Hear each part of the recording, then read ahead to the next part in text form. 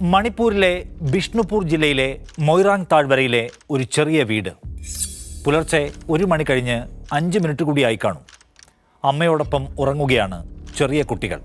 പൊടുന്നനെ ഒരു സ്ഫോടന ശബ്ദത്തിൽ വീട് ഒരു തീഗോളമായി.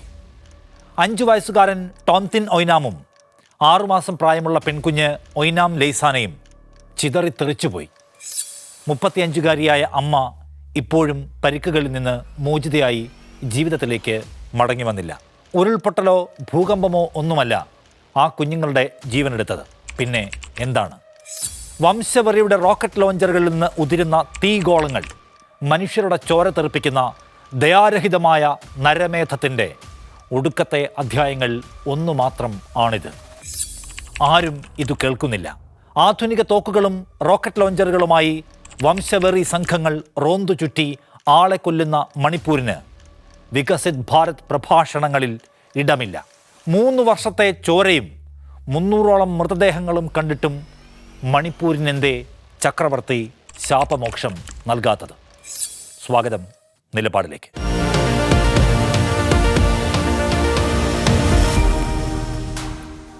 മൂന്ന് വർഷം മുൻപൊരു മെയ് മാസത്തിലാണ് മണിപ്പൂരിൻ്റെ ഇടനെഞ്ചിലേക്ക് ഒരിക്കലും ഉണങ്ങാത്ത വിഭജനത്തിൻ്റെ ആ മുറിവ് കോറി തുടങ്ങുന്നത്. ഔദ്യോഗിക കണക്കുകൾ പ്രകാരം 260-ലധികം മനുഷ്യർ മരിച്ചു മലച്ചു. 60,000-ലധികം പേർ വീട് വിട്ട് ഓടേണ്ടി വന്നു. 5000-ഓളം വീടുകൾ ചുട്ടരിക്കപ്പെട്ടു. 400ഓളം ആരാധനാലയങ്ങൾ മുൻകൂട്ടി ആസൂത്രണം ചെയ്തതുപോലെ തകർത്തെറിഞ്ഞു.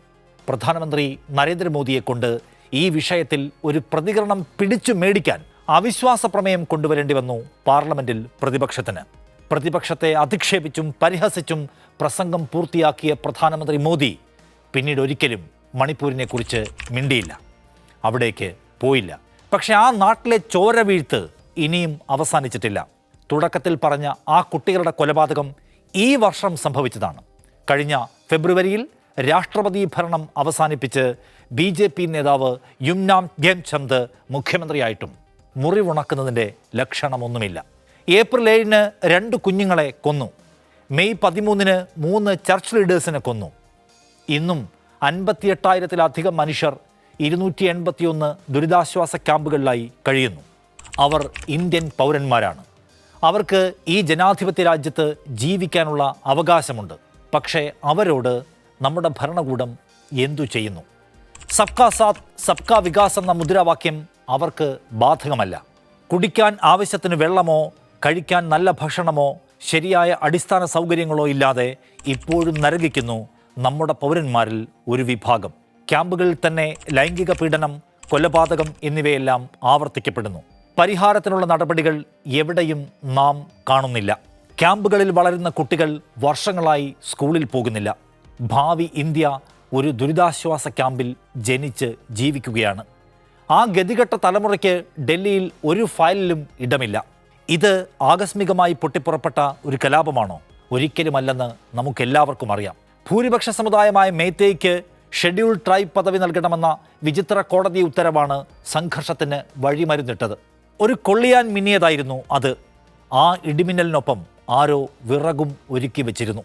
BJP സർക്കാരിൻ്റെ കാലത്ത് ആരംബെ തെൻഗോർ എന്ന ഹിന്ദുത്വ സംഘടന കുക്കി ഗ്രാമങ്ങൾ ആക്രമിക്കുകയും ആളുകളെ കൊല്ലുകയും അവരുടെ ശരീരം ഛേദിക്കുകയും സ്ത്രീകൾക്ക് നേരെ ലൈംഗിക പീഡനം നടത്തുകയും ചെയ്തതിന് FIRകൾ രജിസ്റ്റർ ചെയ്തിട്ടുണ്ട്.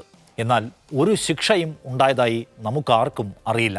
2024 ജനുവരിയിൽ ഈ ആരംബെ തെൻഗോർ BJP മുഖ്യമന്ത്രി അടക്കമുള്ള നിയമസഭാംഗങ്ങളെ ഒരു യോഗത്തിന് ക്ഷണിക്കാൻ ധൈര്യം കാട്ടി. ക്ഷണം കിട്ടിയവരിലേറെയും അതിൽ പങ്കെടുക്കുകയും ചെയ്തു. അതുകൊണ്ട് മണിപ്പൂരിലെ കലാപ തുടർച്ച ഒരു ഭരണകൂട നിസ്സംഗതയായല്ല നമുക്ക് കാണാൻ കഴിയുക, അതൊരൊത്താശയാണ്. 2023 മുതൽ 2025 അവസാനം വരെ 12,000-ലധികം FIRകൾ രജിസ്റ്റർ ചെയ്തിട്ടുണ്ട്. കൊലപാതകം, ലൈംഗിക അതിക്രമം, തട്ടിക്കൊണ്ടുപോകൽ, തീ കൊളുത്തൽ. ഭൂരിഭാഗം FIRകളിലും അജ്ഞാതർ എന്നാണ് എഴുതി വച്ചിരിക്കുന്നത്. ശരിയായ അന്വേഷണവുമില്ല, ആർക്കും ശിക്ഷയുമില്ല. കലാപത്തിൻ്റെ ആദ്യ മാസങ്ങളിൽ പോലീസ് ആയുധപ്പുരകളിൽ നിന്ന് ആയിരക്കണക്കിന് തോക്കുകൾ കൊള്ളയടിക്കപ്പെട്ടു. ഇന്നും ആ ആയുധങ്ങൾ കലാപകാരികളുടെ കൈകളിൽ തന്നെ ഉണ്ട്. ആ കൈകൾ ഇപ്പോഴും ട്രിഗർ വലിക്കുന്നു.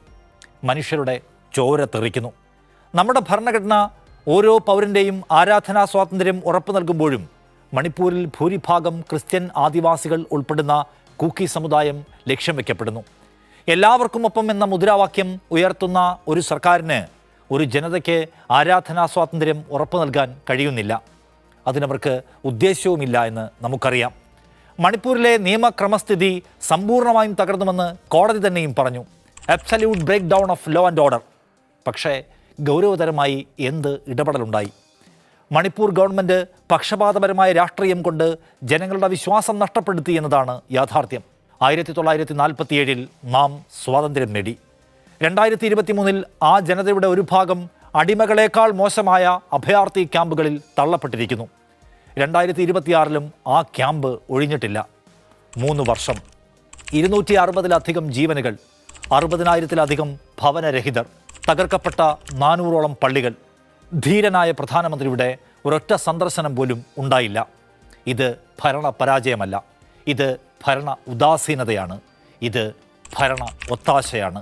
ഒരു ജനത ആഴക്കയത്തിലായി ആഴ്ചകളും മാസങ്ങളും വർഷങ്ങളും കഴിഞ്ഞിട്ടും ഡൽഹിയിൽ ആർക്കും ഉറക്കം നഷ്ടപ്പെടുന്നില്ലെങ്കിൽ ആ ഭരണകൂടം ഈ ജനതയുടെ ഭരണകൂടമാണോ? കാലം ആ ചോദ്യം ചോദിക്കും. ജനം അതിന് ഒരു ഉത്തരവും നൽകും.